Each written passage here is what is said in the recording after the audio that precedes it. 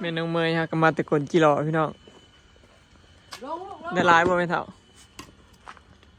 สบายดีพี่น้องบ่ไรให้ไรทางกระไปอยู่ก้นบ่สมองสั่งเข้ามาไปบางครั้ง กลนพอดสมงป้าตัวน้อยนั่นออกปีกเลยอ่ะ หักตัวน้อยเนาะ ตัวน้อยออกปีกเลยพี่น้องมึงเนี่ย ตัวบ่ใหญ่ บ่ฮอดสมงในนี่กลตื่นอยู่ ตื่นก้นทางหน้าโพสีขี่รถไปก้นทางหน้าโพสี ทางหน้าโพ ก้ สี นมองเดียวในทางหน้าแล้วนะ ลายเติบเนาะได้ขวแรงอยู่เขากลอยู่บ้านอันมึงเล่มึงซื้อนี่ยังได้อยู่เลยได้ประมาณ30-40 โตนี่แหละกล2 คน ลายมันตัวน้อยอันนี้ลายตัวน้อยเกิน ออกมาหน้าพี่น้องมาเกลือหมูมาบ่เห็นไผเห็นแต่เป็นทบุญพี่น้องมาแตะเลี้ยงงัวกับน้องเมยทีมไปเลี้ยงงัวเนาะบ่ได้ดำนาแล้วก็ไปเลี้ยงงัวบ้านทีมไปเฝ้างัวปล่อยแถวเดินหั่นน่ะไม่ยาก กระตกกระทั่งอื่นคู่ไปอ้อ มื้อคืนนี่ก็ลุ้นว่าสิได้ดำนามื้อนี้เพราะว่าฝนตกมื้อคืนนี่เมื่อวานนี่ตกพอดีอันหน้าเป็นขี้ตมติดล้อติดขิงก็เลยบ่ได้ดำพี่น้องเนาะอันมีน้ำแบบน้อยหนึ่งคืออยู่ถ้าฝนยังบ่มาอยู่เขาว่าวันที่1เพราะวันที่5พายุเขาเนาะสบายดีเด้อพี่น้องสบายดียามแรงเนาะ นี่จ้ะ โอ้ คนที่รอก ลบ่ฮอดสมงเลยพี่น้อง มีตัวบ่นี่ อยู่ผูกกระซำนี่แหละไม่เท่าแบบเดียวกันนี่น่ะหักทั้งที่ยักษ์ใหญ่กว่าเด้ทั้งพุ่นยังน้อยอยู่ แต่ว่าออกปีกคือกัน ออกปีกมีตัวบ่นี่ ออกปีกเห็นควายมันบ่ แม่นทางก็อดอันเด้ แล้วก็อ้น แบบอันพ้นตกแล้วมันอดมันอันจะว่าจะแบบในใหม่นะคนตามเดินหน้าเหือเขาเด้ ฮักกะสิได้กลเนาะ ป้าบ่ได้เข้า ปีนี้ มีคน ฮักกะสิได้กลเนาะ อันก็สิได้คน ฮักกะสิครั้งแรกของปีพี่น้องได้กลกี่รอบมันยังน้อย แต่ว่าออกปีกลายเนาะ ออกปีกแล้วทางโตบ่ใหญ่คือตีนบ้านเนาะตีนบ้านตัวใหญ่ติเราโตบ่ใหญ่ ถ้ารอรุ่นพี่น้องเมื่อกี้ยังครึ้มฝนมาอยู่ จะได้ผูกผูกทางผูกกับผูกมือจะผูกคือ หักทั้งพุ่นน่ะตกแห้งได้ไหมเท่าเอาไปปักซองเมื่อวานนี่เขตอันน้ำมงไปฮอดปักซองขึ้นไปทางแถวปักซองน่ะตกแห้ง มันทางบ่มาทางเฮานะมือก็ลึก เฮาขึ้นปักซองเมื่อวานนี่ไปซื้อน้ำมันมาพี่น้องมาเตรียมไว้ดำนาซื้อน้ำมันมาแล้วเพราะว่าโอ้ยกลับมาเดินดำนาแล้วว่ะบัดมาฮอดบ้านเฮาเพราะว่าโอ้ยพอดีขี้ตมอันเปรตเป็ดปาดอันนั้นน่ะ คนบ่แห้งวานโตลินเพิ่นเสะ ว่าสิได้ดำนาแล้วว่าสิเห็นมันแล้วประมาณ2 มื้อพี่น้องเนาะ น่าสิบ่ให้ หน้า10ก็ให้หน้าทงพูนล่ะหน้า200พุ่นมันเรือพอดีแบบกระเทินขี้ขาดนี่พี่น้องมันขาดช่วงเลย เสร็จกันแล้วเลยเนาะคนตรงตัวนึงน่ะแล้ว แม่นพร้อมคนงานเฮาอยู่หั้นนะดำมือเดียวกันแล้ว มือเดียว อันนี้เฮาผัดเคิกเสียเวลาเฮิงแล้วก็ขี้ขาดแน่เนาะพี่น้องคันเมื่อยก็เมื่อยบัดเดียวแล้วก็สบายแล้วบ่ต้องห่วงเรื่องงานเด้ดำแล้วเบิดแล้วก็แล้วสินะถ้ารอรุ่นอยู่ว่าสิตกมือใดเนาะอำมาลากับบ่าวสุกกันยังบ่มาพี่น้องไปบ้านอันเบาเอื้อแม่นมื้ออื่นเพิ่นสิมื้อแล้วก็เลยว่าสิชวนเพิ่นออกเข้าบ้านไปนั่งเล่นก่อนกลับเพราะว่าออกมาเพิ่นบ่มีเวลาเด้พี่น้องลูกบ่ยอมนอนอยู่ซี่นะเลยว่าสิชวนบ่าวสุกเข้าไปเล่นอยู่พุ่นอาลีดก็นอนดึกจังซี่นะ9 โมง 10 โมงบางเทื่อเพื่อสิกล่อมนอนได้อีสิบ่ได้ไปไสดอกคันแม่บ่กล่อมก็บ่นอนฮู้จักเบิดน่ะไผพ่อไผแม่ไผผู้นั้นผู้นี้แล้วกลางคืนบ่นอนคันกลางเว้นน่ะป้าอยู่นำไผก็ได้ คืนบ่ได้เนาะ แม่ให้แม่กล่อมพ่อก็แม่กล่อมอยากกอดอยากหยังอันนี้แม่สาวยามนอนก็มากอดได้บ่ได้แม่บ่ได้คือตะกี้ได้นอนไผนอนมันเดี๋ยวนี้เบี่ยงมาหาพ่อเบี่ยงมาหาแม่มากอดแล้วก็นอนนั่นเด้แบบว่าบ่ให้ขาดนั่นนะ กดอยู่ว่ะ ตบก้นแล้วก็ คันแรกก็บ่นอนนะคันรู้สึกว่าเจ้าของอยู่ผู้เดียวนี่หายจัง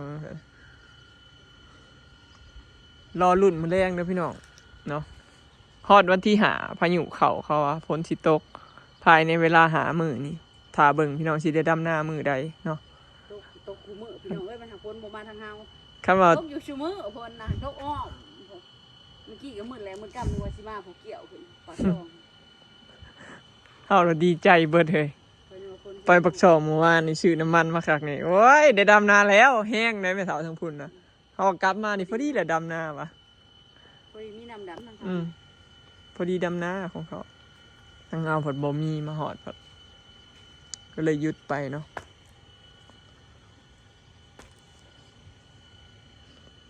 นาเขาก็เลือดซ้ำนั่นแหละพี่น้องในนี่ก็แล้วเลยแหละมือวานนี่เด้อเนาะเขาดำอันซ้ำให้หน่อยเนาะตะกะก็ดำครึ่งหนึ่งอยู่เทิงเทียงนะพี่น้องยังจะเข่าบัดนครึ่งหนึ่งอยู่เทิงนี่ก็ดำตะกะให้หน่อยหนึ่งแล้วก็แล้วเบิดแล้วบัด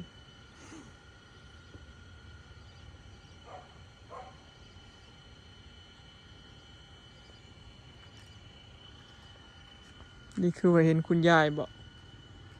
ผู้คุณยายอยู่ผู้พี่น้องลกหญ้าอยู่บรรยากาศอยู่หน้าเฮาพี่น้องเนาะครึมฟ้าครึมฝนอยู่เมื่อกี้นี่มืดมากเลยเด้แต่ว่าอ้อมไปเนาะตอนแรกเนาะอยู่ในบ้านเนาะครึมมาแล้วบ่อ้อยก็เลยฝ่าออกมาหน้าว่าสิมาเกลือหมูเพราะว่าหายไปแล้วบัดนี้เนาะคิดว่าสิตกเลยได้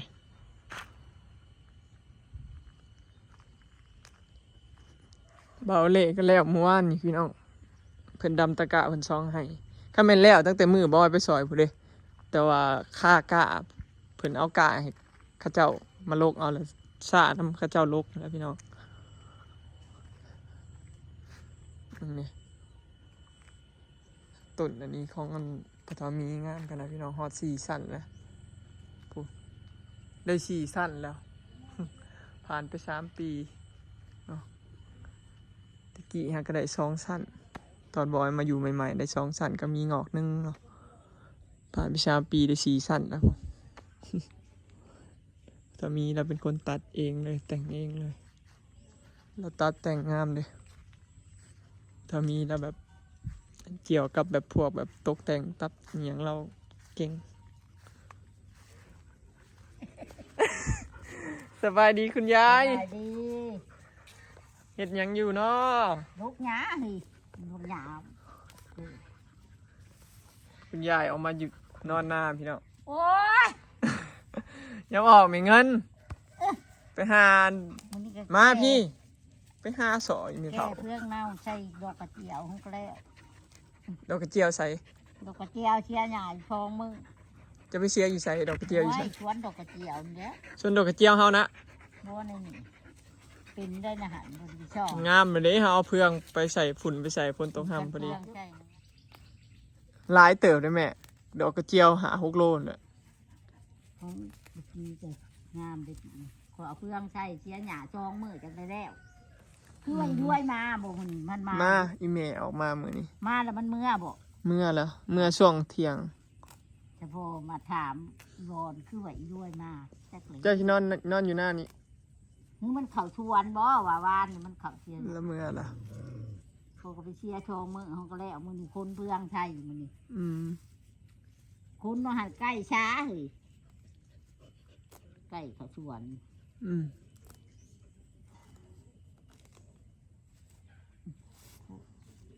เป็นน้องขยาย เอาขึ้นไปมือเจ้าเสียหยาอยู่ในหนองนะแม่เขาขึ้นไปแปลนเติดมือดำหน้าตะการเฉพาะเจ้าจังมาจังนอนสลองงองอยู่แต่ละมือ ชามือทางได้ทางพี่หยาพี่หมอบทางแล้วละกัน ได้ยินแต่ ก้น เขาไม่ต้องเมยว่าพี่น้อง กับก้นปีน ดำนาคู่มือแหละ พอมือขึ้นไปดำตะกาดูดน้ำเพอเห็น คืนนี้มือนะเพราะว่าคือกะอีกเลย หยาน่ะ หน่อมันในมันลุ่นไว้ป้าคือจะไว้ เขาขึ้นไปนะแปลนเติดอยู่ไม่เท่าเห็น แต่ เป้า ได้ เว้ย หน่อยเลยเดียน โอ้ยฝนตกห้ามมันก็ขึ้นมาใหม่อีกเก่าแล้วเนาะหยา ม เงามันออก คุณยายจอมขยัน ได้ พี่น้อง เกิดได้บาด มาทอนอันหญ้าอยู่หน้าบ้านต่อบ้านนี่ โอ้ เงียบพี่น้องเนาะอำมาลาบ่อยู่ จะไฟเพิ่นไปนี่เหี้ยนี่ช่องมือละดิ พาบ่สุกไปอันบ้านเบาเอื้อกับบ้านเจสีมื้อวานนี่นะ อืม เราบ่เคยไปเด้ คืนนี่จักมาจักมือจักเลิกจักหยังเช้านี่กินข้าวแล้วเพิ่นไปเลยให้เอาอันมักนาดไปชงจีซีผัดลืม ลืม มือนี้เห็นแล้วไปเลยมือนี้บ่เห็นชงเกลือบอกว่าอย่าลืมว่าไปหาเขาเพิ่นบ่เอาไปจีซีเพิ่นบ่ได้มาแหง นี่แหละพี่น้องเวลาว่างคุณยายก็เที่ยวออกเที่ยวเขา อืม งานประจำเราก็คือทอนหญ้านี่แหละ ผู้ลืม ห้ามเราบ่ได้ดอกพี่น้อง ก็เลยออกพรรษาด้วยเขาพรรษาด้วยนี่เนาะเพลงนี้จะค่ำลืมถามประทะ ใกล้เลยเด้ใกล้สิเข้าพรรษาแล้ว มือสิหาอันเด้อ มื้อนี้ก็บ่ได้ออกมาหน้าเบิดมื้อพี่น้องอีเมลมาคือหมู่ตอนเช้าเราออกมาหน้าเราให้เราออกมาหน้า ว่านี่ แล้วฮักกับเขาวังสวยนี่แหละคลิปกับบริถ่ายเบิดมือเลยพี่น้องนอนเมื่อยพักผ่อนเนาะรู้สึกว่าช่วงนี้แบบจ่อยลงแหงเหตุแต่งานคู่มือเนาะถ่ายคลิป ก็เลยขอพักถ่ายคลิปมือหนึ่งพี่น้องนอนเบิดมือเลยเนาะพักผ่อนอยู่กับลูกอยู่กับสลอยอยู่บ้านอีเมลออกมานี่นะพี่น้องดำนามานี่ก็หลายมือเนาะเวียกหลาย แต่ละมือนะเพื่อสิได้อยู่เฮือนบ่ได้อยู่ฮอดเฮือนเลยพี่น้องแต่ละเสือกเลาะถ่ายคลิปแล้วก็ออกมาหน้ามาหาเฮ็ดเวียกนี่แหละเมื่อวานนี่ก็ไปเบิดมือเลยค่ำจังได้มาไปเบิ่งหมูอยู่ในบ้านเนาะขึ้นปักซองไปซื้อน้ำมันแล้วก็ไปแปลงโทรศัพท์เนาะ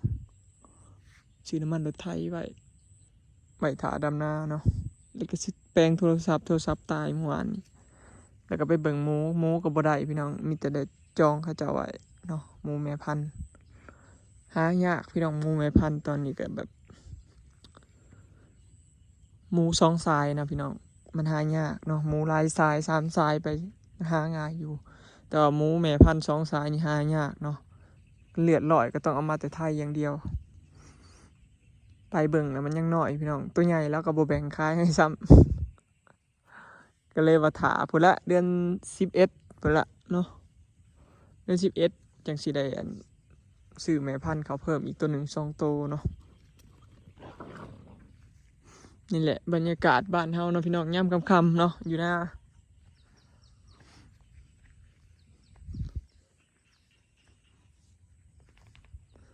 อากาสิได้ถ่ายคลิปพี่น้องเนาะ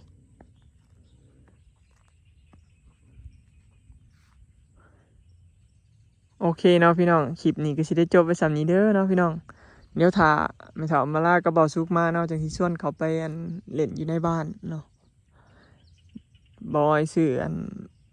ตีนไก่เนาะกับแจวเสฉวนสีพัดสู่เบาซุกกินมื้อแรงพี่น้องเพราะว่ามื้ออื่นเพิ่นสิกลับบ้านแล้วเนาะเพิ่นสิกลับปะเลยพี่น้องเนาะ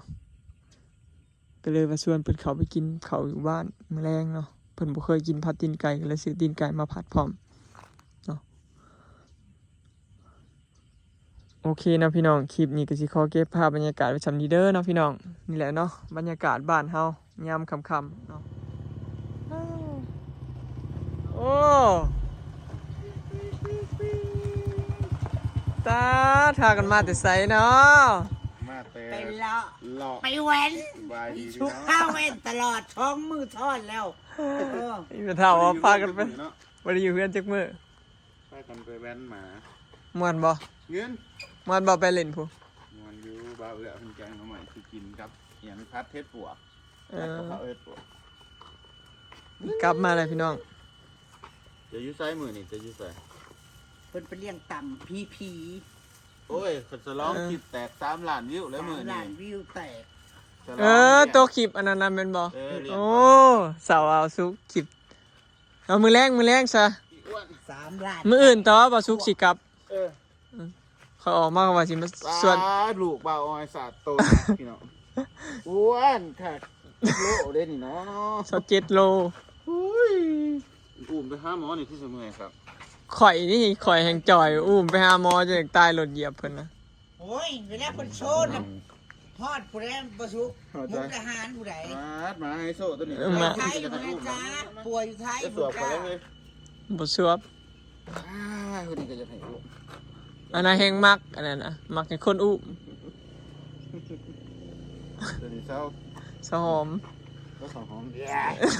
เรียบปากทั้งเซ่ แกวบัถูน่ะ เขียวบ่ถูบ่ แกวบัถูให้เรียบปากหมู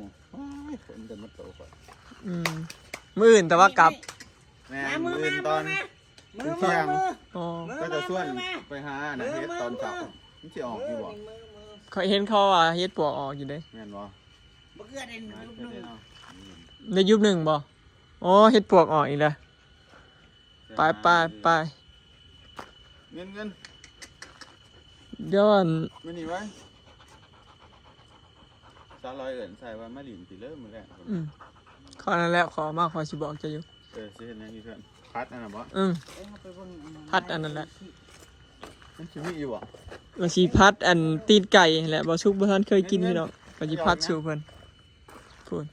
เพิ่นกี่ฮอดเท้าอินอันยังบักอิหยังเกาะ ลูฟี่ บักลูฟี่เพิ่นบ่มีเงินไปก่อนคันฝนตกมื้อแรงก็ดำหน้าบ่สุกบ่ได้เมื่อแล้วนี่ น้ำสิโตฝนสิโตอีหลีบ่ สิตกอีหลี โตก็สิดังเพื่อจะอยู่ พูนนี่เฒ่าค่อยได้ขึ้นมาอยู่เด้พี่น้องมื้อเนาะพุ่นแหละมื้อแรงเนาะ เฮ้ยคุณออกไปสิ เดี๋ยวสิออกไปหาเกลือหมูก่อนพี่น้องเนาะส่วนบ่สุกเข้าไปเล่นมื้อแรงเนาะคลิปนี้ก็สิได้จบไปซ้ำนี้เด้อเนาะไปแล้วสบายดีคุณยายก็อยู่หน้าบ้านโลกหยาบ่แล้วเราบ่ได้เศร้าเลยพี่น้องเลยเพื่อแล้วน่ะก็เหย้าหนึงแล้วเราคุณยายจอมขยัน